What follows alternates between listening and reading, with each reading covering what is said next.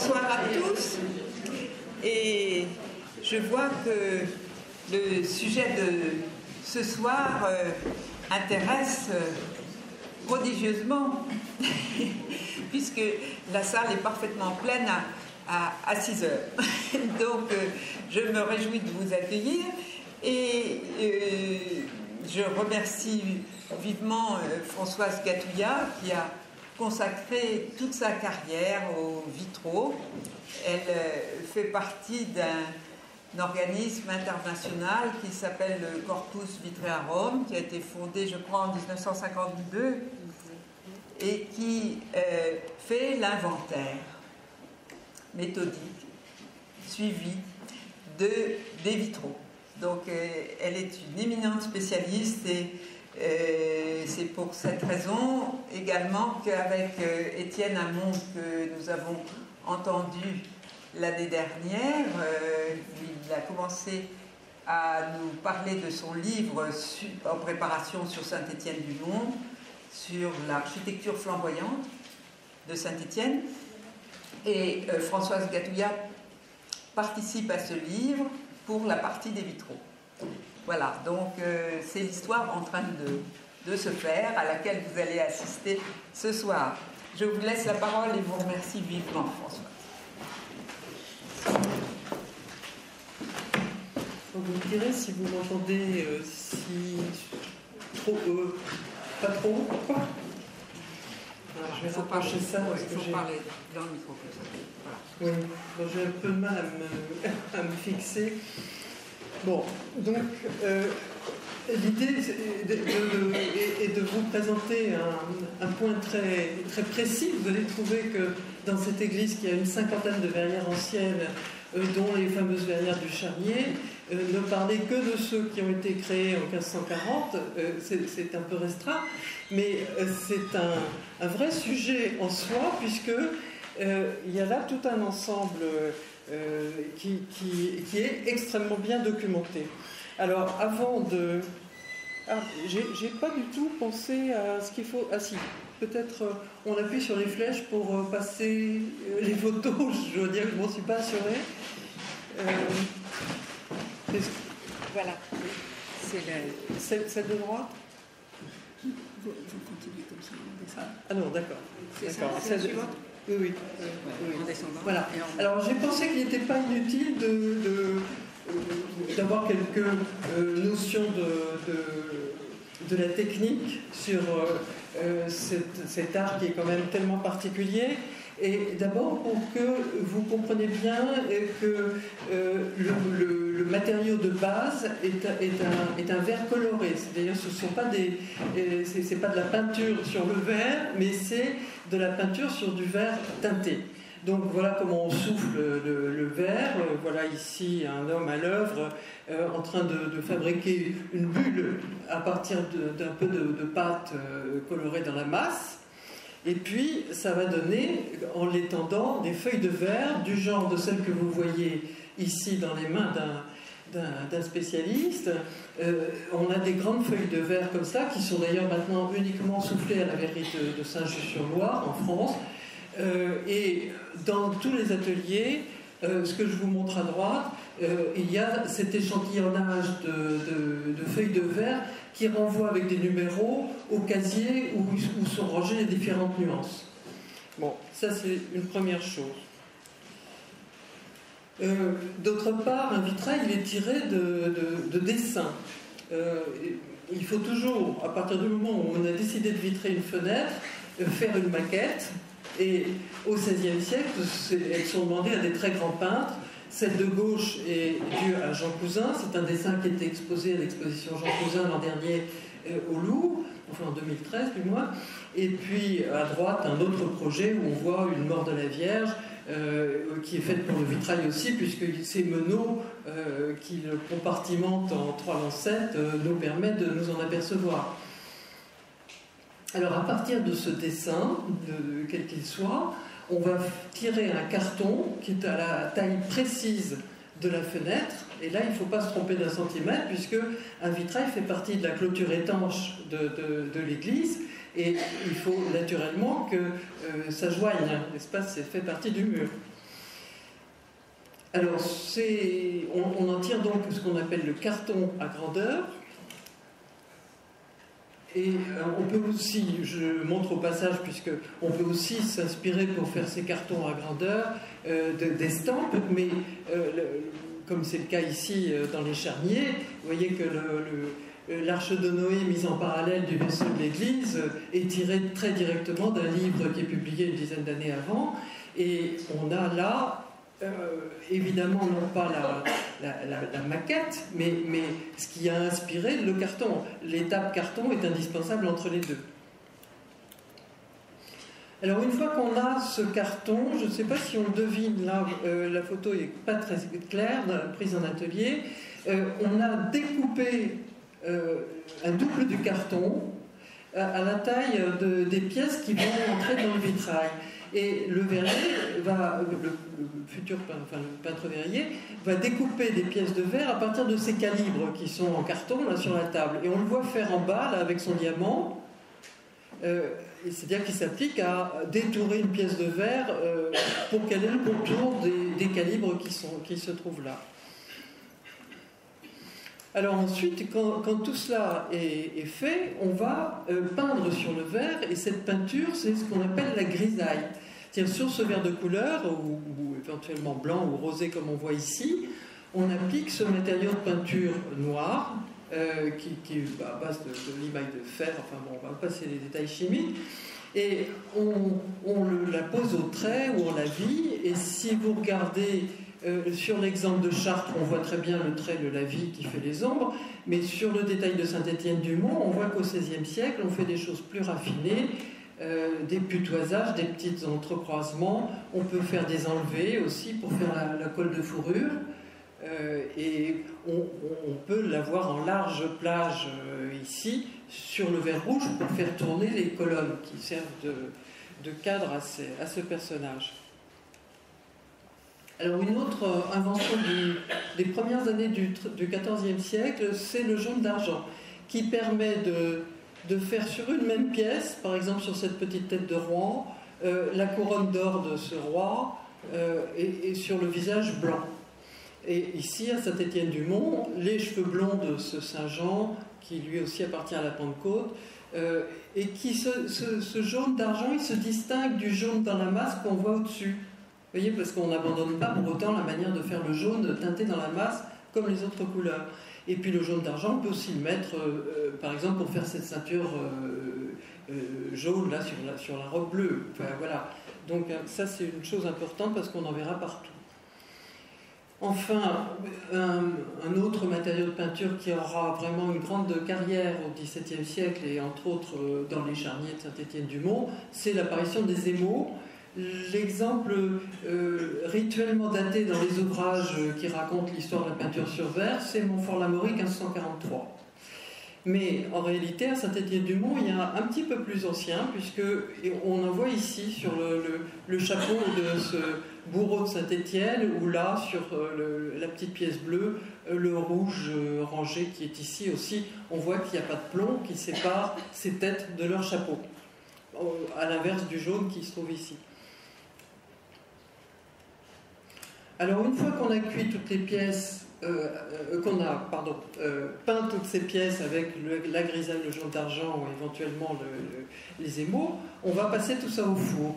Donc voilà le four à l'ancienne, et puis voilà en bas un four moderne où on voit qu'on empile les strates de pièces comme ça sur des plateaux, comme dans un four pour cuire autre chose.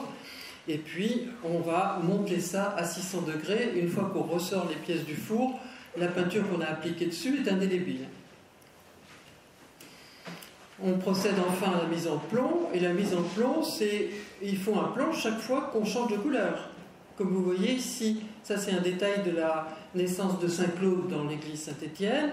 Le bébé et les mains de sa nourrice sont sur la même pièce. Évidemment, dès qu'on veut passer à autre chose, il faut un plomb autour. La robe de la nourrice, le visage, l'ange, la robe verte, le fond rouge. Bon, tout ça est articulé par ces plombs dont on voit le profil ici. Il y a une âme au milieu et puis des ailes sous lesquelles on va insérer les verres, le tout ayant 3 à 5 mm de largeur pour les ailes. Voilà l'opération qui consiste à coincer le plus possible les verres à l'intérieur très très fort à l'intérieur des ailes du plomb, de façon à ce que tout cela soit bien étanche, puisque je vous le rappelle, une verrière elle doit être tout à fait étanche, elle sépare l'intérieur de l'extérieur. Donc on coince ça avec des clous au fur et à mesure, et on constitue des panneaux qui sont, si possible, limités à mettons, 60 cm de côté. J'ai l'impression que le micro joue des tours, je sais pas. Oui. Bon, ces panneaux vont être ensuite articulés dans l'architecture avec ce système de serrurerie qu'on appelle des barlotières. Si le micro ne marche pas bien, moi je m'en éloigne. Hein. J'aime mieux crier fort que de vous infliger un son désagréable. Oui, parce que je ne sais pas du tout que faire et à cette heure-ci, je ne peux pas avoir de... Oui. Si. Bon, écoutez, si je parle comme ça, vous m'entendez ou pas? Pas moyen? On va laisser un peu à distance. Non. Malheureusement, non. On a essayé de le faire marcher, mais ça...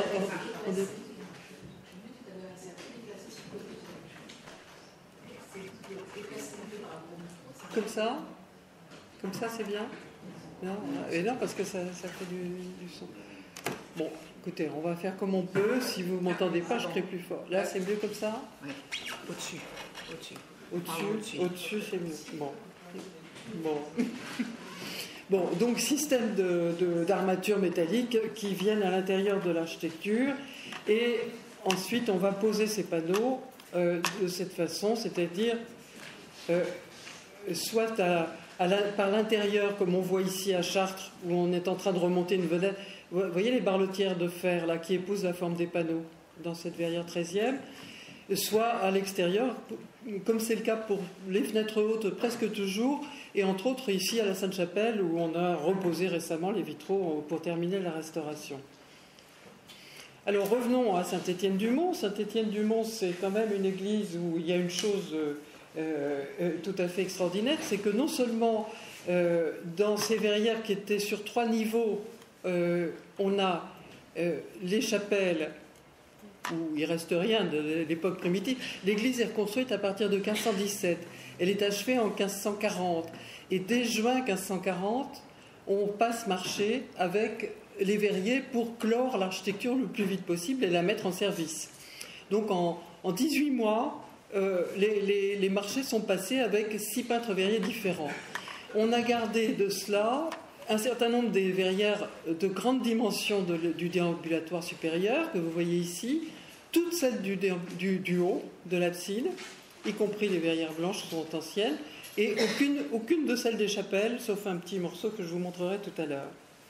Alors voilà en plan ce que ça donne, et non des numéros que celles qui sont conservées. Donc on a tout le haut, on a ces deux-là, plus 3 ici au même niveau, et rien autour, celles qui auraient porté, selon nos conventions, les numéros 1 à X, enfin les chiffres primaires sont en bas pour nous, les 100 c'est dans l'axe, normalement il n'y en a pas ici, 101, 102, 200, 201, 202, 203, 204, c'est-à-dire quand on est dans les numéros pairs, on est au sud, et les numéros impairs, on est au nord.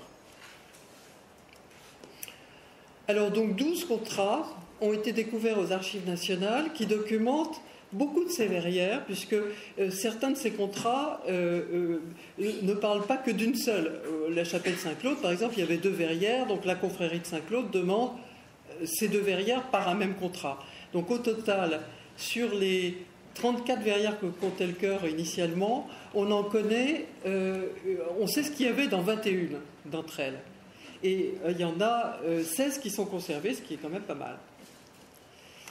Alors l'un de ces contrats s'adresse à la grande vedette de l'époque, Jean Chastelain. Jean Chastelain, c'est le grand peintre verrier du temps de François Ier, qui a été ressuscité par d'abord Jean Lafon, mais surtout plus récemment par Guy-Michel Leproux, qui est un historien très actif et qui lit bien les archives et qui a pu faire le lien entre ce que l'on voyait dans les textes et ce qui est conservé en place, non seulement là, mais ailleurs également.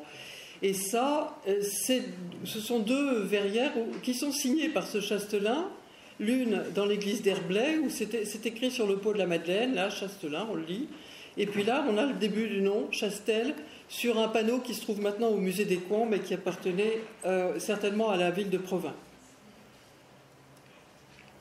Alors ce Chastelin, c'est l'auteur de la superbe verrière de Salomon qui se trouve dans l'église Saint-Gervais, 1531, magnifique, elle est datée ici, c'est une grande scène sublime et dont les cartons ont été faits parce que même si c'est le grand artiste en matière de peinture sur verre, il a chaque fois des cartonniers qui sont les grands peintres de l'époque.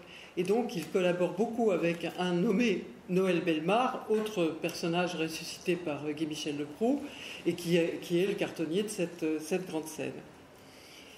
Il était tellement connu qu'il a obtenu des commandes, Chastelin, pour l'église de Bayonne. Là, il y a un brave bourgeois de Bayonne qui, en 1531, la même année que la verrière de Salomon, lui, il fait faire une verrière qui est conservée en place dans la cathédrale de Bayonne. C'est-à-dire qu'on exporte. Quand on est très connu, on peut vous demander quelque chose, même très très loin, parce que Bayonne, on ne peut pas imaginer plus. Le verrier, évidemment, ne se déplace pas, il reçoit les mesures de la fenêtre et il délègue la pose en envoyant la chose par mer ou par charrette à un verrier local qui va faire la pose. Alors voilà le vitrail du Saint-Nom de Jésus qui se trouve dans l'église Saint-Étienne et qui est particulièrement intéressant pour la raison qu'on a le texte et on a l'œuvre à peu près bien conservée. Alors, le texte date du 2 août 1540. Je prends mon papier là parce que je vais vous lire. Il contracte donc pour cette verrière qui se trouve au nord du déambulatoire, enfin juste au nord de l'axe dans le déambulatoire, et qui le nomme donc Jean Chastelin, maître vitrier rue de la Verrerie, donc derrière le bazar d'Hôtel de Ville, s'engage à faire pour Pierre de Sénac, vicomte de Saint-Philbert-sur-Rille, au diocèse de Lisieux, et qui n'est autre que Robert Sénalis, évêque d'Avranches, qui va être le doyen de la faculté de théologie de Paris juste après. Donc ce Robert de Sénalis, habitant à Paris, rue des Ménétriers, vers Notre-Dame. Il lui commande une forme de 5 voirières, à 5 jours, ce qui veut dire lancette. Donc voilà les lancettes en bas. Et fourmement, c'est-à-dire le tympan au-dessus, contenant 215 pieds environ de hauteur et largeur. Ça, c'est la surface. Le fourmement fournit de la Sainte Trinité et d'anges, donc le tympan avec la Sainte Trinité, dont on voit un détail ici, avec une étrange globe terrestre marquée de banderoles avec des inscriptions très intéressantes, et puis entouré d'anges. Vous voyez cette pléiade d'anges très, très, très beau de couleur, parce qu'il y a d'abord un rang bleu, puis un rang vert, puis un rang jaune, puis c'est un peu l'arc-en-ciel comme ça. C'est très ingénieux et ça sera imité au XIXe siècle quand les verrières voisinent. Alors le fourmement, le tympan contenant donc la Trinité et les anges, et les 5 jours divisés en 2. Donc on voit, ça veut dire qu'il y a 2 registres, un en haut et l'autre en bas, qui est le soubassement. Alors divisé en 2, à la haute partie donc, de ces lancettes, aux 2 premiers jours, c'est-à-dire à gauche, là, il y aura, c'est écrit comme ça, hein, il y aura le baptême de notre Seigneur, et aux 2 derniers, donc à droite, les 2 là, il y aura la transfiguration, ce qu'on voit ici un peu en détail. Et dans celui du milieu, semé d'anges ayant des leçons. Alors ces anges ayant des leçons, c'est eux qui donnent le nom de la verrière du Saint-Nom de Jésus. C'est-à-dire que c'est des anges qui ont des banderoles qui glorifient le nom du Christ. Et alors le dessous est décrit aussi à la partie d'en bas. Donc là, on est là. Il y aura Saint-Étienne avec les tyrans, c'est-à-dire la lapidation de Saint-Étienne. Les tyrans, c'est les bourreaux qui lui tapent dessus. Et certains priants et armoiries. Donc voilà la lapidation de Saint-Étienne ici. Et puis voilà, ici, le priant et armoirie. Je vous en montre un détail juste après. Voilà le priant et armoirie. Les armoiries sont là. La tête est refaite, mais c'était le portrait de ce commanditaire. Et puis ici, un détail du bourreau de Saint-Étienne qui m'intéresse pour une raison, et puis un détail du baptême du Christ qui est au-dessus, dont on va reparler.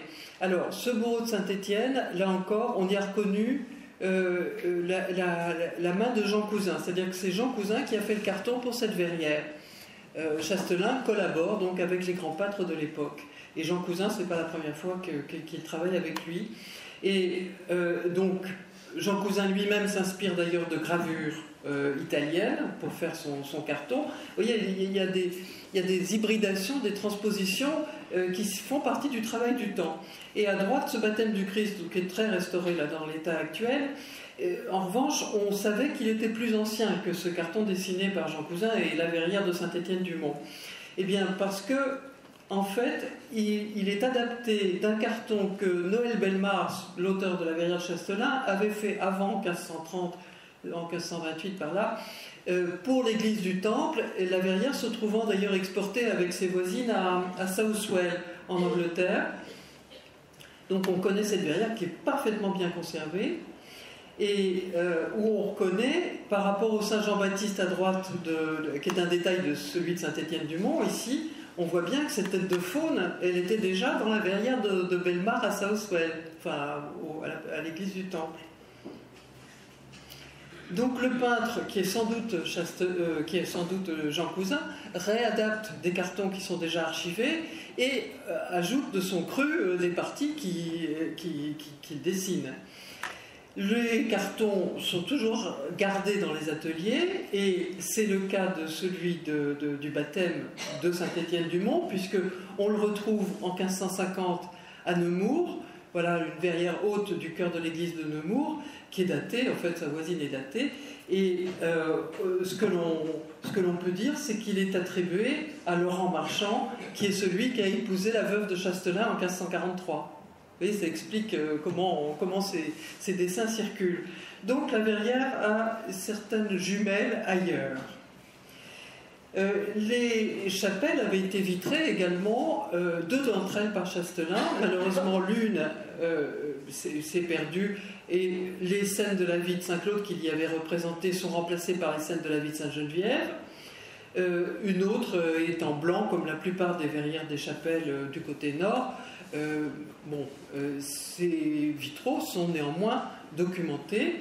On sait que, justement, Martin Ferret, qui était un marchand boulanger qui avait la jouissance d'une chapelle au nord, avait commandé 4 saints à Chastelain aussi, 4 saints en pied, dont ce Saint-Étienne, qui lui a survécu tout seul et qui a été réinséré dans la vitrerie d'une chapelle qui est celle du sépulcre dans la nef.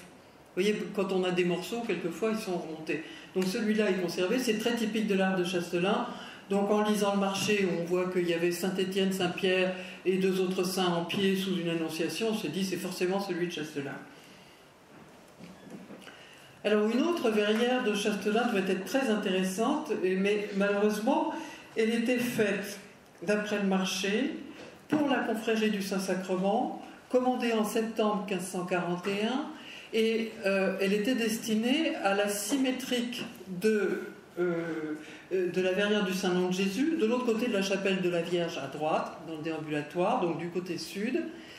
Et il se trouve qu'elle représentait notamment la scène, l'institution de l'Eucharistie, si vous voulez, et autour des sujets qui étaient ces préfigures dans l'Ancien Testament, à savoir Abraham et Melchisédek, et la manne, puisque c'est la manne que j'ai sur les yeux, c'est ce qui me vient là. Enfin, il y avait plusieurs scènes autour de la scène du Christ. Bon.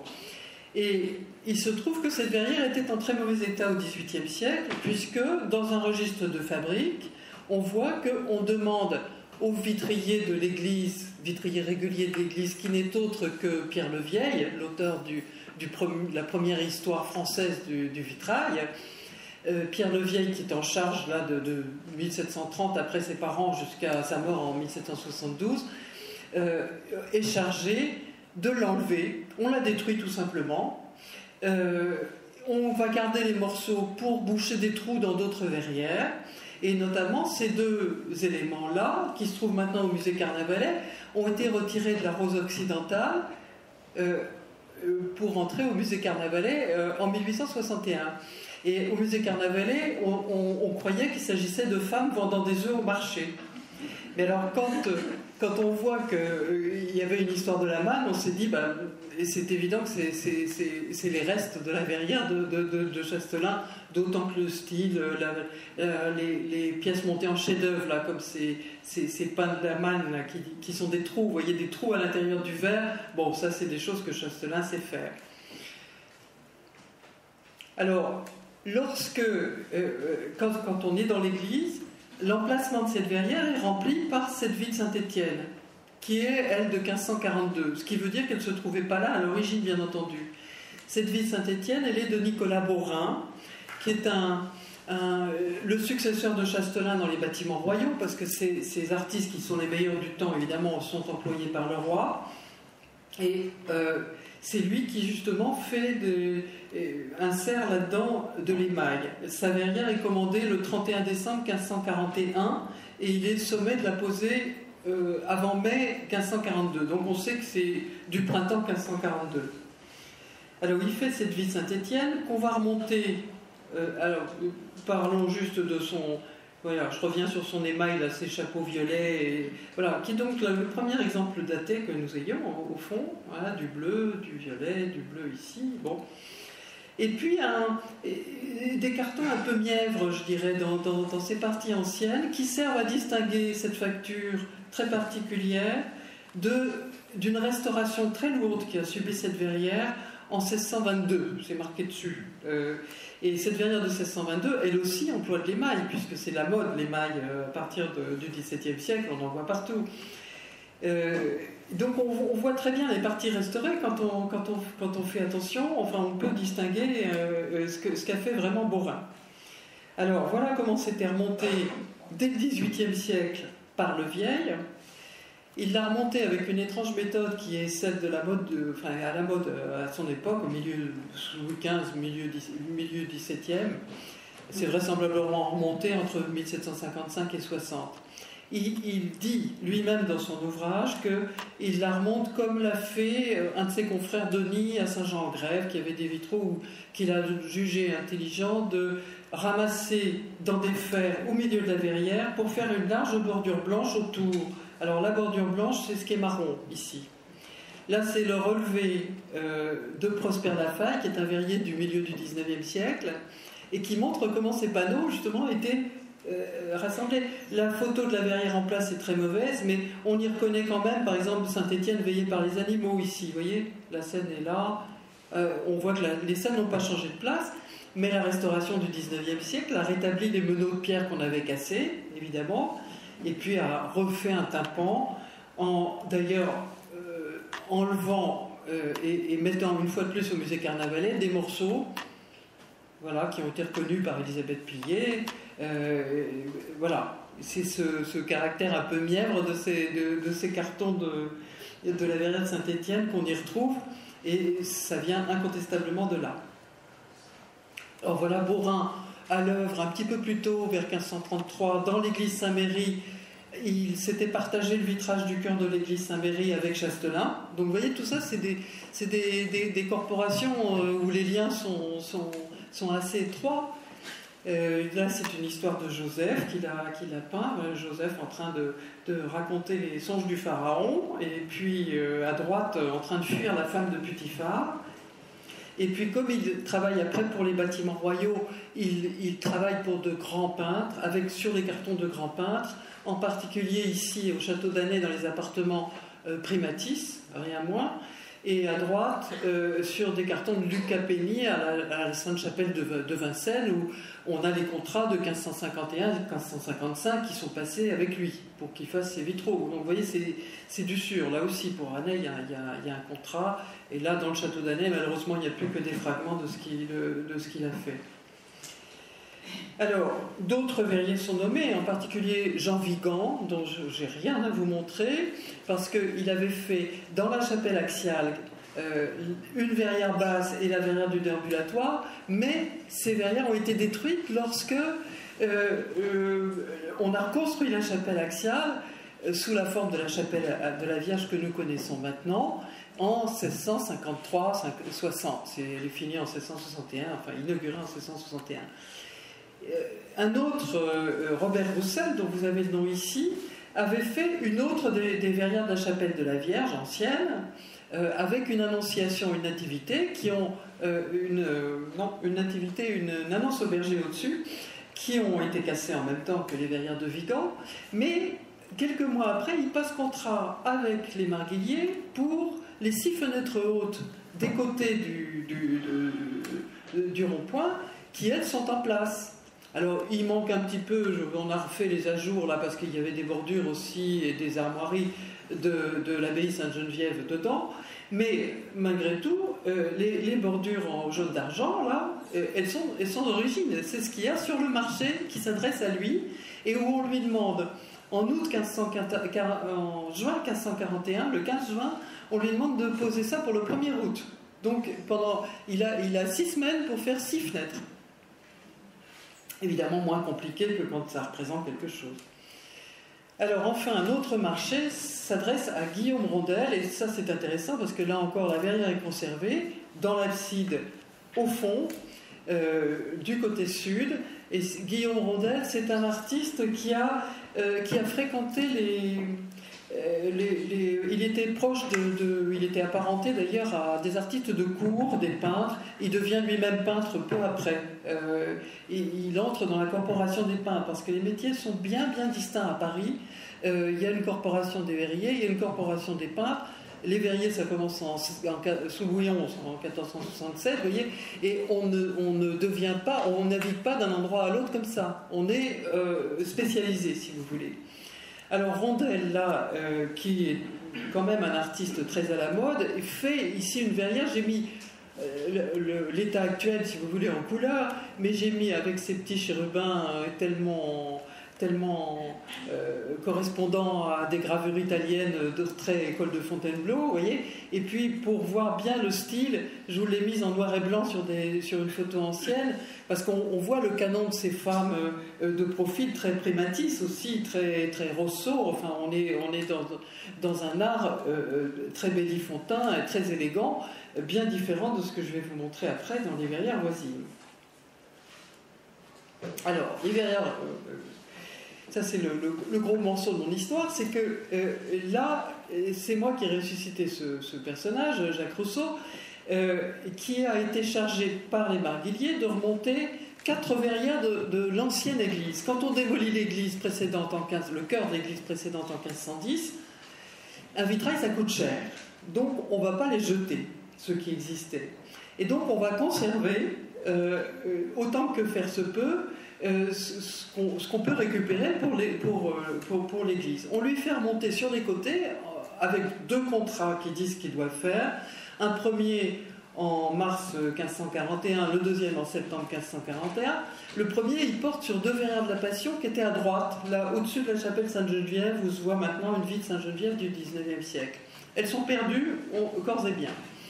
En revanche, les 2 autres, qui sont donc, ils contractent en septembre 1541 pour ça, elles sont conservées parfaitement à leur place d'origine. L'une est une vie de la Vierge, l'autre est une vie de Saint-Claude. Lui, il récupère les scènes, si vous voulez. La vie de la Vierge, par exemple, il n'y en avait que 9. Et la verrière a 5 lancettes. Et donc, il faut faire 10 scènes pour remplir ça. Et on lui demande de faire une scène de plus. Donc, il ajoute une scène. Ce qui veut dire qu'il ajoute aussi les tympans, il ajoute les soubassements, les ornements pour remplir, si vous voulez, pour adapter ça. Et du coup, il y a beaucoup d'éléments autographes qu'on peut observer à partir de ce contrat. On sait ce que Rousseau a fait. Donc c'est ce que je vais vous montrer maintenant. Voilà la vie de la Vierge de 1490-1500. très typique d'un art parisien qui a été très très à la mode, dépendant de cartons largement diffusés par la dynastie des peintres qui tenait le haut du pavé pendant toute la seconde moitié du XVe siècle, qui s'appelle la famille d'Ypres.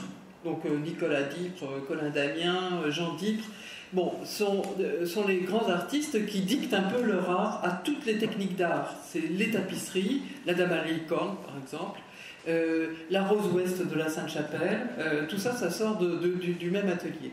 Donc Saint-Étienne-du-Mont avait cette vie de la Vierge, dont d'autres exemples existent, par exemple à Saint-Méry dans la Nève, par exemple en Normandie aussi, à Saint-Romain de Rouen, et également à Elbeuf, à Saint-Jean-d'Elbeuf, des scènes très comparables.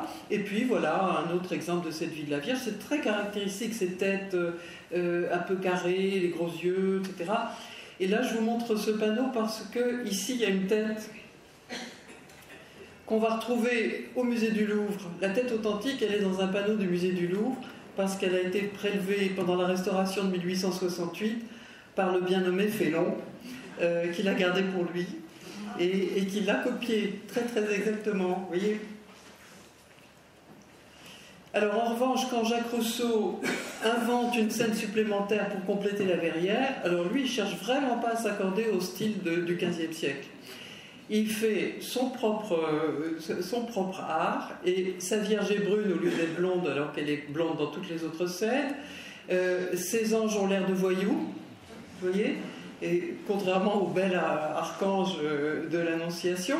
La technique ne s'accorde nullement avec ce qui préexiste, et il fait sa cuisine à lui. Il restaure aussi les panneaux plus anciens, puisque là, cette tête me paraît très caractéristique de ce qu'il fait dans la Dormition de la Vierge. Et on retrouve la tête presque identique à ce Saint-Jean dans les anges qui entourent le tympan. Le tympan est évidemment de lui. Alors, le tympan, il comprend des anges musiciens, des chérubins, enfin qu'on voit bien là. Voilà un ange agrandi, toujours la mine un peu patibulaire de ces anges, c'est vraiment une marque de fabrique chez lui. Et puis, la grande scène du couronnement de la Vierge du milieu m'interrogeait jusqu'à ce que je trouve l'explication un peu miraculeusement. C'est plus fin que ce qu'on voit là. Vous voyez, il y a une figure du Christ très menue, la Vierge, une silhouette. C'est pas lui, ça. Eh bien, c'est parce qu'il a utilisé un carton qui avait été fait pour une des verrières de la chapelle axiale de l'église Saint-Gervais. Et on voit que c'est évidemment adapté puisque la forme n'est pas la même que le tympan de Saint-Gervais, mais le tympan de Saint-Gervais est en place. Le Christ y a été restauré, donc il n'est pas aussi élégant que celui qu'on voit à Saint-Étienne-du-Mont. Mais Dieu le Père, c'est bien le même. La cathèdre, elle a été complétée au milieu, mais c'est bien la même. Et la Vierge, sa silhouette est retournée, mais c'est la même. Avec les mains en prière, on retrouve tout. Le fond jaune aussi, qui est quand même une chose un peu extraordinaire, et les anges. Donc ça veut dire que, vraisemblablement, Jacques Rousseau a trouvé ça dans son atelier. Or, lui aussi, il a épousé une veuve de maître, un nommé Denis Aubailly, qui est documenté par Étienne Amont de 1517 à 1528, et il épouse la veuve autour de 1530, manifestement, et il dispose donc du carton, et il joue avec ce carton, il le resserre ici, comme Chastelain a resservi celui de son baptême du Christ qu'on a vu antérieurement. C'est pas ça que je veux vous montrer, puis alors là, j'appuie sur quelque chose qui m'embête. Non, ça va aller. Voilà. Alors, la vie de Saint-Claude, c'est autre chose très très différent de la vie de la Vierge, tellement parisienne, là, de 1490, 1500, enfin on ne sait pas très bien, mais 1490, ça me va bien. La vie de Saint-Claude, elle est peut-être un peu plus tardive et elle ressemble à des vitraux troyens, ce qu'a vu un grand spécialiste de la peinture sur verre à Troyes, qui était Paul Biver. La verrière était exposée avec un certain nombre d'autres des églises de Paris après la guerre de 14, en 1918 au Grand Palais. Et les spécialistes, dont Biver, ont fait des articles, des commentaires de cette exposition. Et Biver se lance dans un développement sur le fait que pour lui c'est troyen, tout ça, et il a vraisemblablement pas tort. Malheureusement, il donne comme point de comparaison une vie de Saint-Augustin qui a disparu de l'église d'Épernay. Elle a brûlé quelques années après dans un atelier parisien quand elle était en restauration. Alors voilà en tout cas en quoi consiste cette vie de Saint-Claude, vue d'ensemble et puis vue de détail.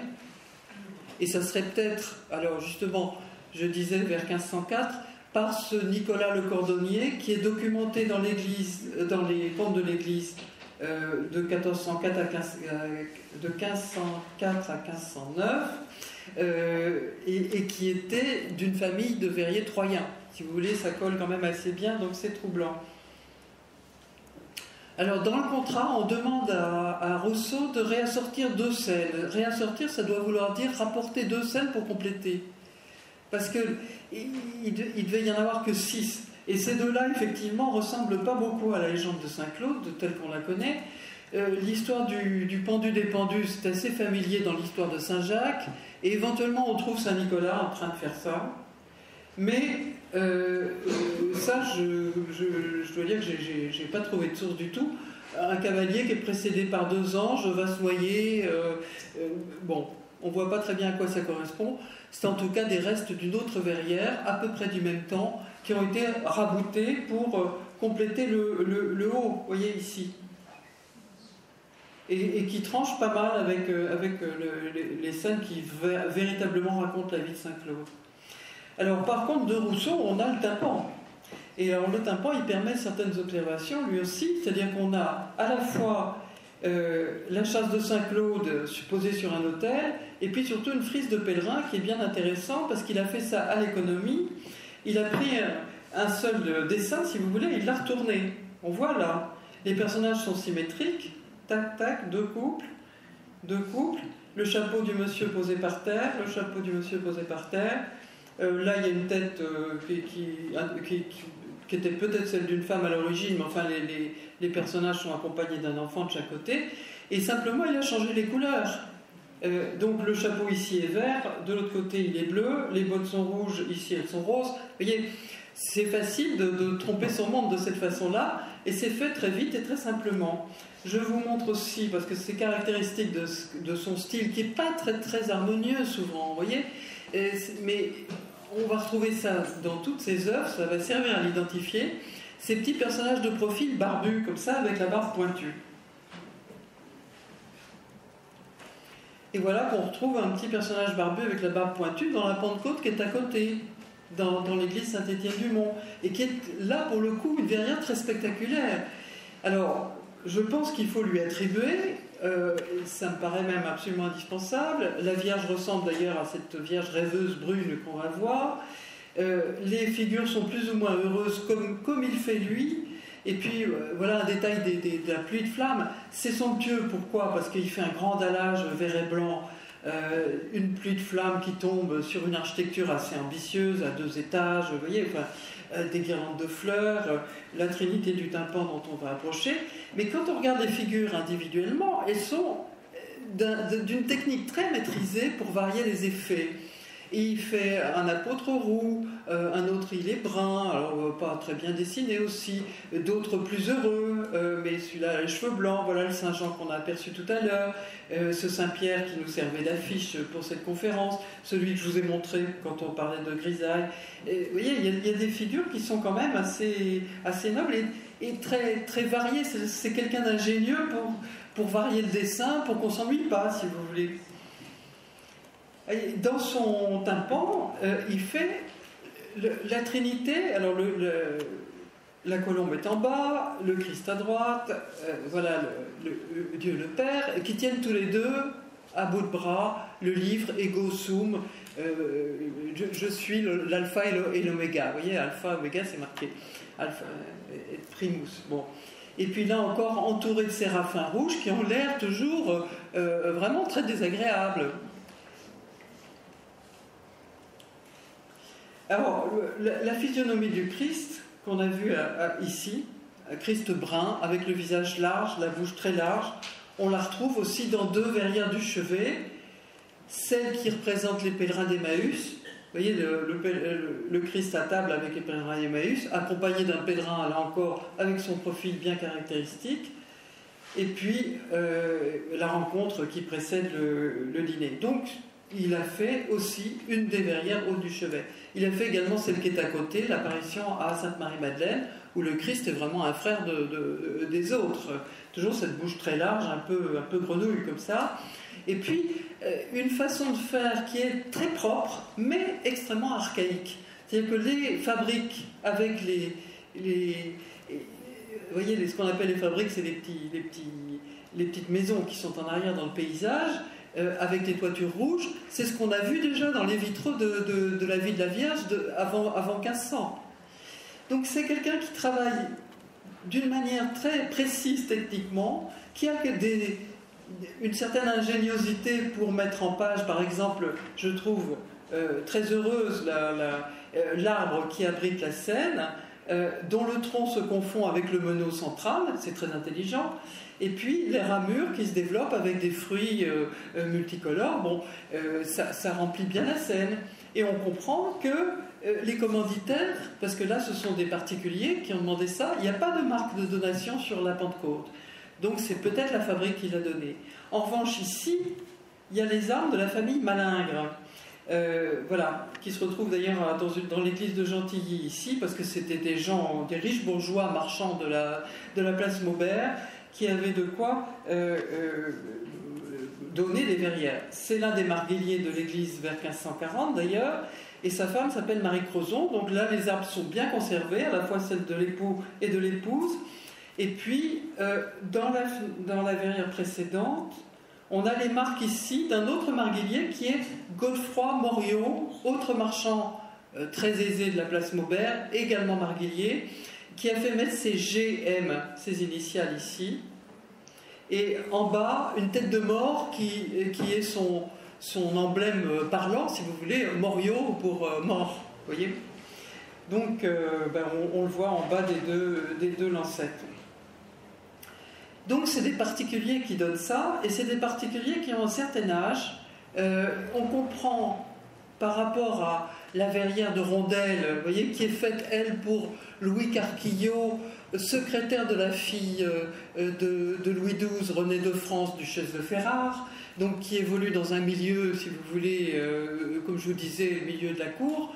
Là, au contraire, Rousseau, sa clientèle, c'est les riches bourgeois qui à la fois ont beaucoup d'argent, mais qui sont âgés aussi, et qui du coup préfèrent des verrières vieillottes plutôt que cet art à la mode de l'école de Fontainebleau qui ne les touche pas. Alors ce Rousseau, il se trouve que on retrouve aussi ailleurs, parce que là, quand on regarde la tête de Sainte-Marie-Madeleine que nous venons de voir dans le Nolimétangéré, et ce Saint-Gervais ou Saint-Protais qui vient d'une scène de la vie de ces saints de l'église du même nom, c'est évident que c'est fait d'après le même dessin et peint de la même manière, même si ici il y a des altérations sur... le verre a un peu vieilli et il s'est mieux conservé à Saint-Gervais. Donc en fait, voilà le panneau dont ça vient, il est au musée Carnavalet. C'est un morceau d'une des trois grandes verrières du fond du chœur de l'abside de Saint-Gervais, donc la place d'honneur dans l'église, et dont on les a retirés en 1848 pour les remplacer par des vitraux neufs, plus entiers, parce qu'ils étaient pas complets, et on a gardé la scène la plus complète pour la remonter dans une chapelle de l'église. Donc c'est la condamnation des deux jumeaux, dont on voit ici un détail, vous voyez, Gervais, Protais habillé pareil. Bon, ça c'est du Rousseau aussi. Ce qui veut dire que ce Jacques Rousseau était quand même assez reconnu pour obtenir une commande telle que celle de l'abside de Saint-Gervais, qui n'est quand même pas une petite église dans Paris. Et le tout vers 1540 aussi, parce que on a la date de 1540 sur le rond-point de la Charpente à Saint-Gervais. Donc c'est le début. Et puis on sait que les verrières du côté, qui sont beaucoup plus modernes d'ailleurs, datent de 1545 si vous voulez. Donc on est avant, mais il y a quand même voilà. cette force expressive qu'a ce bonhomme quand même, vous voyez, ça c'est le tyran qui condamne de Saint-Étienne, c'est très propre, c'est très bien fait, c'est très léché, ça n'est jamais génial, mais c'est toujours très... On comprend que ça ait pu séduire, si vous voulez. Alors, je lui donne aussi à l'église de Limours 7 verrières. Il y a 4 verrières qui ont été commandées par le trésorier général des finances de François Ier, Jean Poncher, qui lui aussi est un homme bien âgé à l'époque de la commande, puisque en 1530, quand il reconstruit le cœur de l'église, il est déjà marié depuis 1507 avec Catherine Hureau. Donc, c'est pas un jeune homme, si vous voulez, comme le couple Malingre-Crozon, qui, eux, s'étaient mariés en 1520, mais elle était déjà veuve d'un premier mariage avec 5 enfants. Donc, vous voyez, c'est toujours des vieillards qui lui commandent des verrières. Alors qu'il y a des verrières beaucoup plus moderne style, si vous voulez, dans le voisinage. Alors là, il fait ces 2 scènes qui sont tirées de gravures de Durer, d'ailleurs la descente de croix et la mise au tombeau. Et quand on regarde comment est peint ce Saint Jean avec la Vierge auprès assistant à la mise au tombeau, c'est le frère aussi de ce Saint Jean qu'on a vu dans la Pentecôte. À Saint-Germain-l'Auxerrois, ça c'est plus récent, je viens de trouver ça. Je lui donne aussi cette grande Assomption qui est à côté d'une verrière de Chastelain pour laquelle on a un contrat de 1533. Donc elle est certainement contemporaine, on est au transept sud face ouest. Et elle est très très monumentale, cette fenêtre, elle est en hauteur et très très haute. Et là encore, on reconnaît ces personnages à la fois très expressifs, pas toujours très très joliment dessinés, mais le tout très très bien. Et les vêtements sont proprement faits, le drapé du linceul de la Vierge, c'est la Vierge en Assomption, vous voyez. Et puis je vais vous montrer un détail en arrière, l'incrédulité de saint Thomas, parce que saint Thomas, non seulement il n'a pas cru à la résurrection du Christ, mais il n'a pas cru non plus à l'Assomption de la Vierge. Donc il y a un ange qui le rassure en lui apportant la ceinture de la Vierge du ciel, pour lui prouver. Donc à partir de là, il croit. Et là encore, ce saint Thomas, on retrouve nos profils avec la barbe pointue qu'on voit aussi ici. Donc je crois vraiment que c'est du Rousseau. Et cette Vierge est aussi une sœur de celle qu'on voit dans la Pentecôte, cet air rêveur, les yeux mi-clos. Vous voyez, on est dans un même monde, donc je pense qu'on peut lui donner aussi ça. Et d'autre part, il a aussi travaillé à Puteaux pour faire une Pentecôte. Notre-Dame de Puteaux, c'était une chapelle à l'époque, construite en 1520, et il a fait ici une Pentecôte qu'on voit dans cet état-là maintenant, les panneaux remontés vers le haut, il reste le tympan et cette scène avec l'assemblée des disciples autour de la Vierge, mais elle devait ressembler plus à Saint-Étienne-du-Mont quand elle avait ces panneaux-là. Voilà comment elle était avant sa restauration en 1983. Elle avait un espace où il devait y avoir des grandes colonnes comme à Saint-Étienne-du-Mont. Et la pluie de flammes. Alors, c'est pas ça que je vais vous montrer. Voilà la scène. Les personnages sont un peu modernisés par rapport au style de 17 ans plus tôt, mais on retrouve quand même des profils familiers. Et puis, quand on regarde le tympan, et qu'on compare celui de Puteaux à celui de Saint-Étienne-du-Mont, il me semble qu'il n'y a pas de doute possible, c'est-à-dire qu'il a mis le Christ de l'autre côté, mais c'est quand même le même. Le livre est le même. Alors, à Saint-Étienne-du-Mont, à cause de la place de la Jour, il est en haut, tenu à bout de bras. Là, ils l'ont devant eux. Et puis, la colombe du Saint-Esprit qui était placée en bas, on l'a mise au-dessus. Mais vous voyez comment on travaille toujours à partir d'un même dessin, et je crois que franchement ce Christ brun à la bouche large, ce Dieu le Père aussi, bon, ça vient sincèrement de la même origine. Donc à Saint-Étienne-du-Mont finalement, qu'est-ce qui reste dont on ne connaît pas le nom? Il reste cette verrière de l'Axe qui représente, vous savez, les 5 verrières du fond du rond-point sont dédiées à la vie glorieuse du Christ, avec dans l'axe l'apparition du Christ à sa mère. Alors là, ça ressemble à rien de ce qu'on connaît. C'est même peut-être très restauré à une période qui peut être la fin 18e, début 19e. Enfin, c'est un peu bizarre pour le XVIe siècle. Donc là, on n'a pas de nom là-dessus, ni contrat. Et on n'a pas non plus de nom pour sa voisine à droite, qui est l'apparition du Christ à Saint-Pierre, qui elle est plus dans le ton 1540, mais bon, La tête du Christ est refaite au XIXe siècle, très mal. C'est habile et bien fait, mais là, est-ce que c'est un témoignage de l'art de Jean Vigan, dont on a le nom dans les archives, ou ce que savait faire Robert Roussel quand il n'a pas fait que les vitreries des côtés? Ça, je crains fort qu'on ne le sache pas facilement. Alors, il reste aussi du chœur quelques éléments qui en ont été retirés pour naviguer dans l'église. Par exemple, ce Saint-Évêque que vous voyez en haut, cette verrière du transept nord, on sait que cette verrière a été commandée à Jacques Bernard en 1587, car il y a aussi des archives pour 4 des verrières qu'on a conservées dans la nef. C'est absolument exceptionnel, hein, Saint-Étienne-du-Mont et ces textes qui font qu'on peut toucher comme ça du doigt l'œuvre et le document qu'il décrit à l'origine. Donc ce Saint-Étienne, je l'ai remis en noir et blanc là parce qu'on le voit peut-être mieux là, il est sous une niche qui est datée de 1541. Donc on peut penser qu'il vient du chœur. Et puis cette verrière des Charniers, dont le carton a été réattribué à Jean Cousin il n'y a pas très longtemps, là, toujours par Guy-Michel Lecroux à l'occasion de l'exposition Jean Cousin il y a 2 ans. Et elle a été adaptée, alors elle a une histoire un peu compliquée.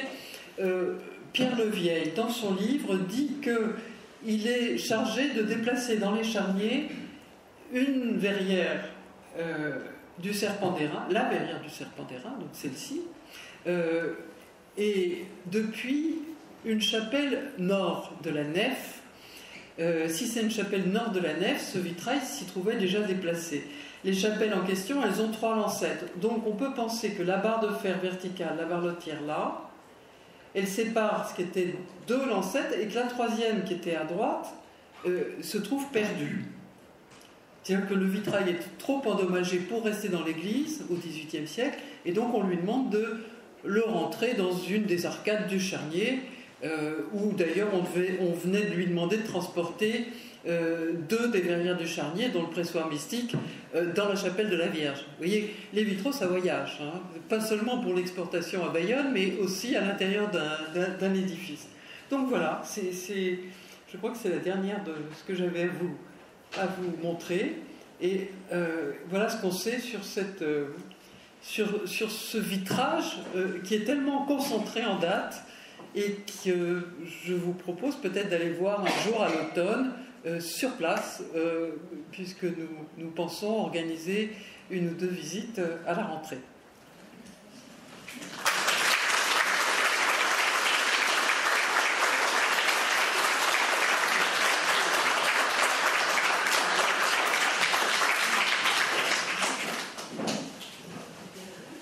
Si vous avez des questions, il va falloir si vous avez des questions, venez les poser ici ou criez fort parce que on n'a pas de micro ambulant. Ah. Oui, vous le faites par les accords, madame. Est-ce qu'on retrouve les conditions financières pour savoir, par exemple, dans les contrats? Oui, absolument. Je l'ai pas lu à la fin du texte de Chastelin, mais c'est... alors, là, c'est moyennant 16 tournois le pied de verpin. Ce qui veut dire, pour ceux qui ont su faire les calculs, je peux vous dire que c'est pas moi, ça fait à peu près 100 livres. Et ça m'avait intéressé en travaillant sur Jacques Rousseau, parce que lui, quand on lui demande de réadapter 4 verrières, 2 x 2, chaque fois il a droit à 50 livres par verrière. Il a 100 livres par contrat. Donc pour faire 2 verrières et leurs compléments, il a moins, il a 50 livres par verrière, si vous voulez, parce que c'est pas lui qui fait tout, simplement. Donc ça donne un ordre de prix en solde tournoi, en livre tournoi du temps de François Ier.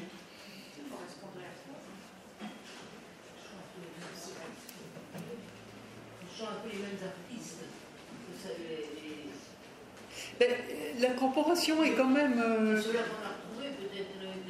Alors, il y a une corporation... Écoutez, le mieux, c'est... On a... Comment vous dire? On a quand même une corporation qui est formée d'au moins 20-25 individus dans la période. Donc ici, on n'en connaît que 6 et encore, il y en a 2 ou 3 dont on ne connaît pas ce qu'ils ont fait. Enfin, il y en a 2 dont on ne sait pas ce qu'ils ont fait, puisque là, on a pu voir du travail de Rondel, de Beaurain, et de Chastelain et de Rousseau. Donc on a vu des choses que de 4 des 6 qui sont nommés. Et plus la vitrerie de Robert Roussel, mais ça qui compte pas, je veux dire. Ça ne sert pas à le caractériser, ça ne sert pas à le reconnaître ailleurs, si vous voulez. Mais il y a d'autres verriers contemporains qui sont documentés et la grande... Ça dépendait peut-être des régions aussi, ils n'étaient pas tous au même endroit, ils étaient tous à Paris. Ah ben là, c'est des gens qui sont implantés à Paris et on ne travaille pas à Paris si on n'a pas fait ce qu'il fallait pour rentrer dans la corporation, à savoir apprentissage ou être fils de verrier et payer quelque chose. Enfin, moi, le métier m'intéresse spécialement au XVIIIe siècle et je peux vous dire que le code reste dur jusqu'à la Révolution, hein, jusqu'à la réforme de Turgot en tout cas. Alors ça n'était pas réciproque, alors, puisque en province, ils pouvaient exporter les Parisiens. Exactement. C'est pas juste. Il y a peu de villes jurées, si vous voulez. Les villes jurées sont très, très peu nombreuses. Ceux qui fixent des règles pour que tel et tel artisan travaille, il y a Lyon, qui a des statuts à la fin du XVe siècle. Il y a Abbeville, il y a des villes qui sont d'importance pourtant grande, mais qui n'ont pas de statut. Toulouse en a qu'à partir de 1506, mais il y a déjà des gens qui travaillent avant. C'est très variable. En tout cas, c'est un métier qui se pratique en ville. Ils ne sont pas forcément regroupés. Géographiquement, ils sont dispersés dans Paris, en tout cas. Il y en a sur la rive droite, sur la rive gauche. On s'associe généralement avec le beau-père ou le cousin, etc. Enfin,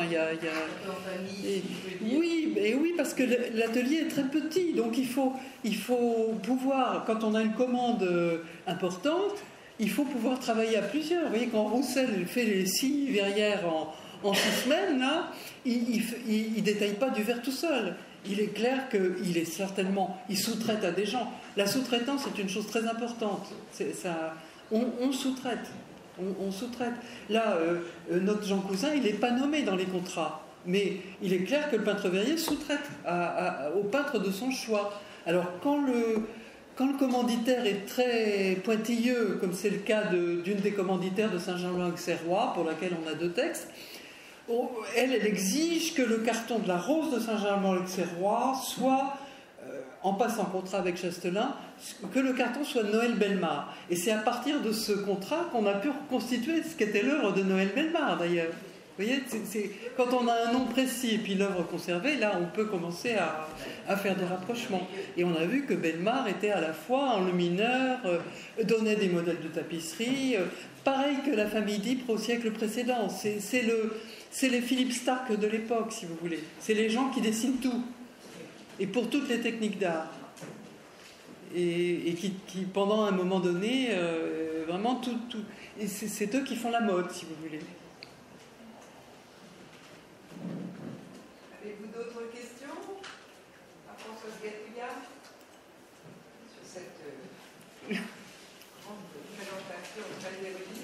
Oui, c'est par un défaut de cuisson ou qu'est-ce qui peut l'endommager? Ah ben non, mais c'est une œuvre fragile, comme on peut l'imaginer. C'est cassé, mais quand c'est pas cassé, qu'est-ce qui endommage?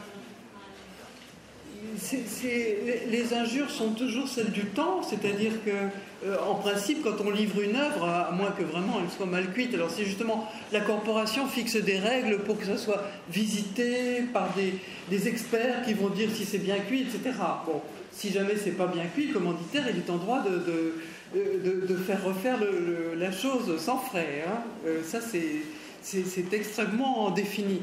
Mais après, ce qui se passe, c'est que il y a des chutes de grêle, il y a la pluie, il y a le vent, il y a toutes sortes d'accidents atmosphériques qui peuvent nuire. Il y a les pierres que jettent les enfants sur les vitraux. Ça, c'est une chose récurrente depuis le XVIIe siècle et sans doute avant. Vous voyez, On fait d'ailleurs mettre des grillages, on prend la précaution de mettre des grillages. Oui, mais on le fait, c'est parfois compris déjà dans le marché, dans des marchés du XVIe siècle, hein, on y pense à ça. Il y a les guerres, bien entendu. Alors les 2 dernières guerres, nous on a tout déposé pour garer ça à l'abri, et c'était une chance pour les vitraux de Paris, qu'on a déposé en catastrophe, je crois, en 18 quand il y a eu les histoires de la grosse Bertha. Parce que on n'avait pas pris les précautions au tout début de la guerre, je crois. Et d'où l'exposition au Petit Palais en 1919, là, qui est en 18-19, qui est très intéressante, avant qu'on remonte tout ça. Et puis, en revanche, bien instruit par la guerre de 14, dès les années 20, les différents pays qui avaient souffert de cette guerre, la France, mais aussi l'Allemagne d'ailleurs, ont pris des mesures en disant, si jamais ça recommence, on met tout, on descend les vitraux.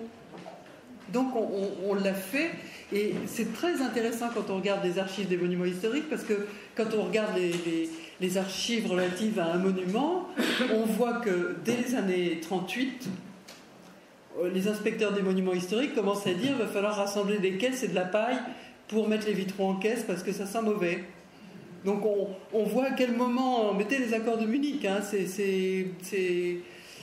la tension monte et c'est pas une surprise pour tout le monde, 39.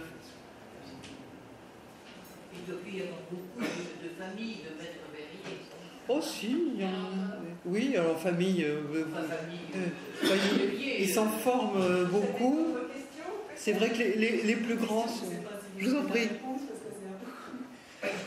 qu'il y a une règle dans le découpage la troupe du faisceau de tête? Parce que, par exemple, pourquoi on se complique à couper la tête sur la droite en 2? Ah, alors là, je vais vous dire une chose, c'est que ce qui nous parvient d'ancien, c'est bourré de plombs de casse. Ce qu'on appelle les plombs de casse, c'est ce qu'on rajoute comme du scotch quand on a 2 morceaux qui sont brisés, si vous voulez. Donc, retrouver le tracé d'origine, c'est très important, mais ce Moïse, malheureusement, il n'a pas gardé le tracé d'origine. La colonne rouge, pareil, vous voyez, on l'a réparée avec plein de plombs de casse. Alors maintenant, ce que nous avons depuis une vingtaine d'années, ce sont des colles de silicone ou autre chose qui permettent d'enlever les plombs de casse. Du coup, évidemment, quand on a une verrière sur table pour la restaurer, on fait attention à retrouver le contour de la pièce d'origine et on allège le réseau.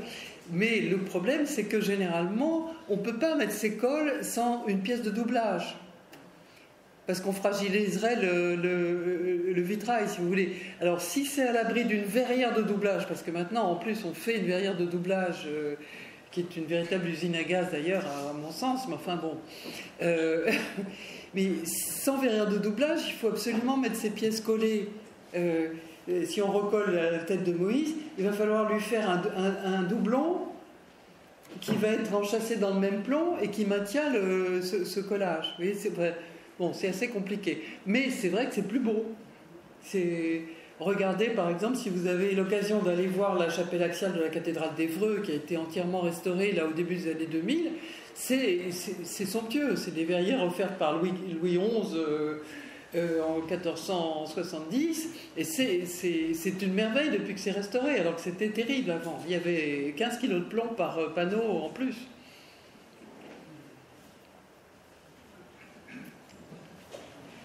Encore des questions, oui, monsieur?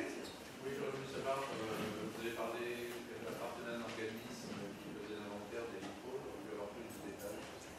Alors, en fait, bon, j'ai mené une longue carrière de chercheur au ministère de la Culture dans le cadre de ce corpus vitré à Rome. Mon équipe, une équipe de 4 personnes, ayant été affectée à faire un inventaire des vitraux anciens français, parce qu'on en a tellement en France, des vitraux anciens. Alors je dis anciens, ça veut dire antérieur à 1789. Et pour tout dire, antérieure au XVIIe siècle, enfin au XVIIIe, disons, parce qu'on n'a pratiquement rien qui existe du XVIIIe. Bon, donc on a procédé région par région, en commençant par la région parisienne quand on était très jeune, et puis on arrive maintenant au bout du parcours, dans les régions méridionales, et on aura publié notre 11e volume l'année prochaine, avec Midi-Pyrénées, Languedoc-Roussillon et Provence-Côte d'Azur. Voilà. Donc ça veut dire que les mêmes yeux en 40 ans auront vu l'ensemble. Évidemment, je n'ai pas vu moi-même tout, c'est-à-dire j'ai vu l'Alsace mais je n'ai pas vu la Lorraine, j'ai vu une partie de la Bretagne mais pas les 4 départements, 2 seulement. Vous voyez, on s'est partagé évidemment le travail. Mais voilà. Et évidemment, les premiers livres sont très mauvais et il faudrait les refaire. C'est-à-dire que malheureusement, je crains fort que le ministère ne nous offre pas de successeur, mais sinon, il faudrait reprendre en particulier le premier volume sur Paris qui contient beaucoup, beaucoup de bêtises et beaucoup de naïveté de gens qui n'y connaissaient rien.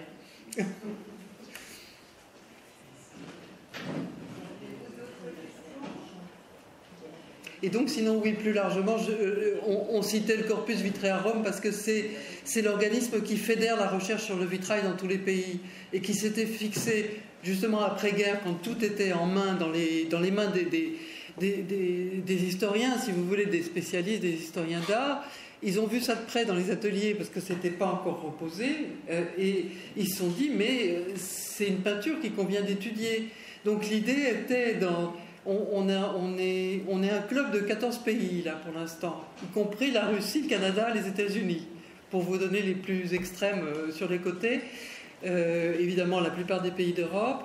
Et certains pays d'Europe qui sont sortis de là parce que la Scandinavie a publié un volume vers 70 et ils ont fini, les 3 pays scandinaves ensemble, la Tchécoslovaquie aussi a expédié son patrimoine en un bref volume dans les années 60, et puis en revanche il y a d'autres pays qui sont entrés depuis, notamment la Russie qu'on a adoptée dans les années 2000. Et les États-Unis et le Canada, vous allez me demander pourquoi. C'est parce que eux, ils ont beaucoup, beaucoup de vitraux acquis dans des collections. Et ils ont d'innombrables musées où il y a des vitraux français, allemands, etc. Et c'est des membres très, très actifs de notre petite communauté qui se rencontre tous les 2 ans dans des pays différents.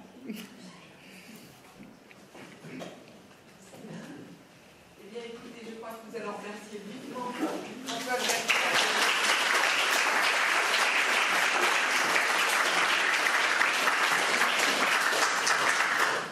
Je ne sais pas sortir mon beau...